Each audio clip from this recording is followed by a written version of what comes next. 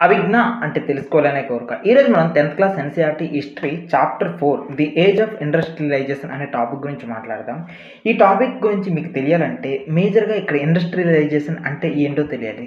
So, industrialisation అంటే ఏమీ లేదు. ఇండస్ట్రీస్ ఫార్మ్ అవ్వడాన్ని ఇండస్ట్రీస్ ఫార్మ్ అయ్యాయి కదా! ఆ ఫార్మ్ అయ్యే ఆ టైంని ఇండస్ట్రియలైజేషన్ అన్నారు. అయితే ఇక్కడ మనం ఏమేమి చెప్తున్నామంటే ఇండస్ట్రీస్ ఈరోజు చూసుకున్నట్లయితే చాలా బాగా డెవలప్ అయిపోయాయి. కానీ ఆ రోజుల్లోన ఇండస్ట్రీస్ తయారవ్వడం వెనక చాలా పెద్ద కథ ఉంది. సో, ఆ రోజు ఎగ్జాక్ట్‌గా సిట్యుయేషన్స్ ఎలా ఉన్నాయి? రాజులు ఎలా ఉన్నారు? ఉమెన్ ఎలా ఉన్నారు? మత పెద్దలు ఎలా ఉన్నారు? వీళ్ళందరి యొక్క యాటిట్యూడ్స్ ఏ రకంగా ఉన్నాయి? అనేది చాలా ఇంపార్టెంట్ రోల్ ప్లే చేస్తది. సో, వీటన్నిటి యొక్క కలెక్టివ్ ఇన్ఫర్మేషన్ ఈరోజు ఇండస్ట్రియలైజేషన్‌కి సంబంధించినంత వరకు కూడాను. సో, మీకు ఒక ఎగ్జాంపుల్ చెప్తాను చూడండి. మనిషి కనిపెట్టిన అత్యున్నత ఇన్వెన్షన్స్ నాకు తెలిసినంత వరకు నా దృష్టిలో టాప్ 3 మొట్టమొదటిది వీల్. సో, ఎప్పుడైతే వీల్ కనిపెట్టాడో ఇక వాడు అప్పటి నుండి కూడా ఇంక తిరగలేదు. ఎప్పుడైతే వాడు వీల్ కనిపెట్టాడో వీల్ మీన్స్ చక్రం. చక్రం ఎప్పుడైతే కనిపెట్టాడో వాడు ట్రాన్స్‌పోర్ట్ చేయడం మొదలుపెట్టాడు. ఒక ప్లేస్ నుండి ఒక ప్లేస్‌కి ట్రాన్స్‌పోర్ట్ అవ్వడం మొదలుపెట్టాడు. లేకపోతే ఆడు ఆఫ్రికాలోనే ఉండిపోయేవాడు ఎర్లీ మ్యాన్. బట్ ఇప్పుడు మాత్రం సిట్యుయేషన్ మారిపోయింది. సెకండ్ ఇన్వెన్షన్ ఆ తర్వాత గ్రేటెస్ట్ ఇన్వెన్షన్ నా దృష్టిలో ఏమంటానంటే steam engine. So, steam engine అంటే ఏంటంటే ఆవిరితో నడిచే యంత్రం అనమాట. సో, ఇది ఎప్పుడైతే వచ్చిందో మిషన్స్ అనేవి స్టార్ట్ అయ్యాయి. దాని తర్వాత నా దృష్టిలో third invention greatest invention electricity.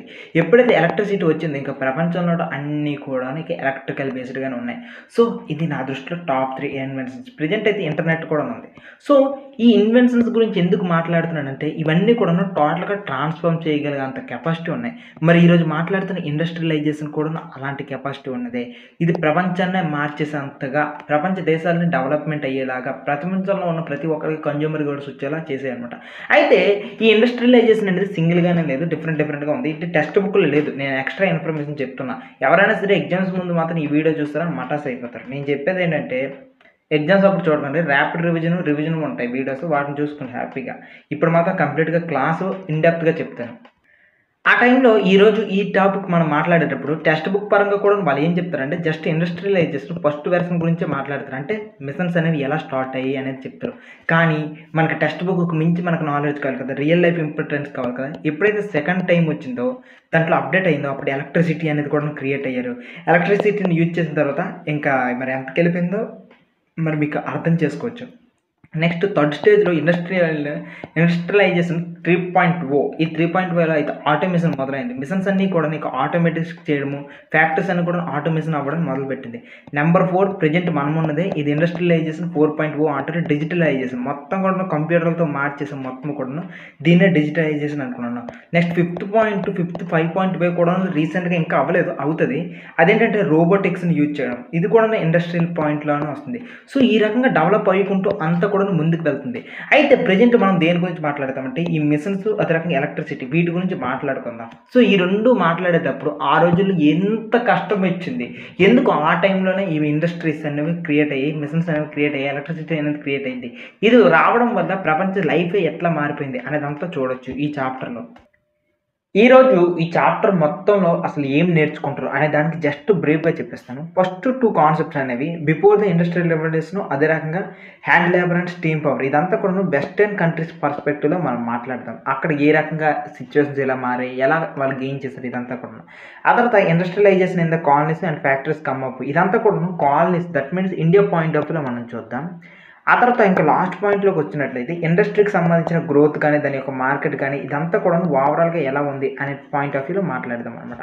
So, western point of view, India point of view and industry point of view ఈ 3 పాయింట్ ఆఫ్ వ్యూలో మనం ఇప్పుడు ఈ లెసన్ అనేది కంప్లీట్ చేస్తాం.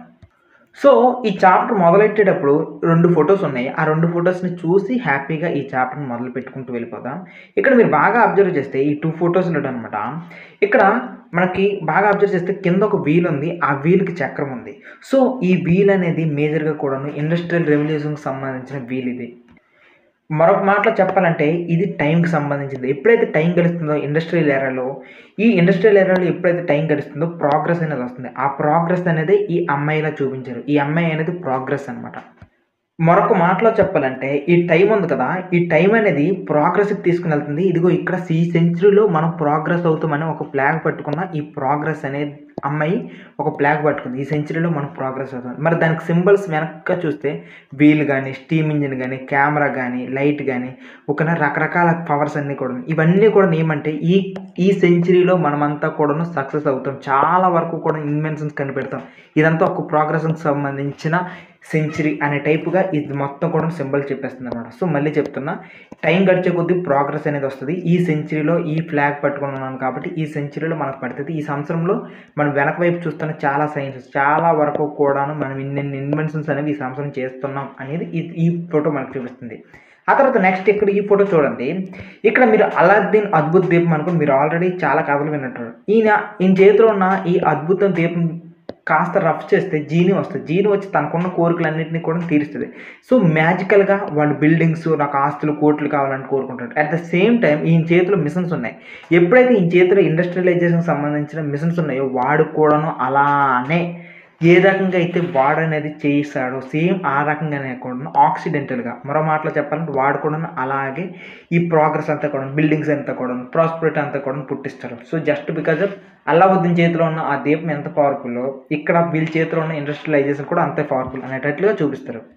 అయితే ఇక్కడ ఈ ఫోటో కనిపిస్తుంది కదా! ఈ ఫోటోలో కంటికి కనిపించిన చిన్న కేలి, విక్రింపు, చిన్నగా క్రిటిసైజ్ చేయడం కూడా కనిపిస్తుంది. ఇక్కడ మొదటి టైపు ఎవరంటే ఈ మ్యూజిషియను అంటే డ్రీమ్స్‌లో, ఊహల్లో బతికేవాడు ఎవడంటే ఓరియంటల్. అంటే మన ఈ ఏషియాలో ఉన్న ప్రజలననమాట వాడు ఓరియంటలిస్ట్ అనుకోని అంటున్నారు. అంటే మనం జస్ట్ కలల్లో ఉంటాం. ఈస్ట్ సైడ్ ఉన్నవాళ్ళు ఓరియంటల్ అన్నట్టు ఈ రకం చూపించారు.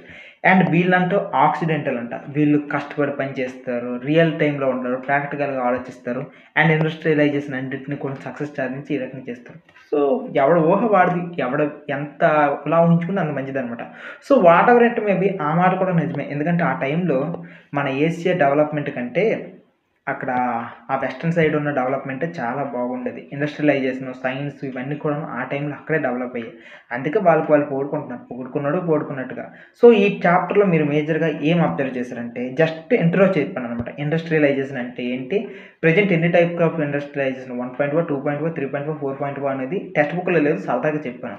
దాని తర్వాత గ్రేటెస్ట్ ఇన్వెన్షన్స్ కూడా చెప్పాను. సో, నెక్స్ట్ చాప్టర్‌లో నెక్స్ట్ ఎపిసోడ్ నుండి ఏం చెప్తామంటే అసలు ఇండస్ట్రియల్ రెవల్యూషన్ కన్నా ముందు ఎలా ఉండేది అనే దాని గురించి మొదలు పెడుతూ ఇండస్ట్రియల్ రెవల్యూషన్ వైపుగా అలా కదులుకుంటూ వెళ్ళిపోతాం. అంతకన్నా ముఖ్యంగా ఎవరికైనా సరే మోడర్న్ హిస్టరీకి సంబంధించి క్లాసెస్ కావాలనుకుంటే మన యాప్‌లో ఉన్నాయి. మన అభిజ్ఞ యాప్‌లో. దాని తర్వాత దీనికి సంబంధించిన నోట్స్ కూడాను అభిజ్ఞ యాప్‌లో ఉంటాయి. సో, ఎవరైనా ఇంట్రెస్ట్ ఉంటే రండి యాప్‌కి. ఓకేనా? And by.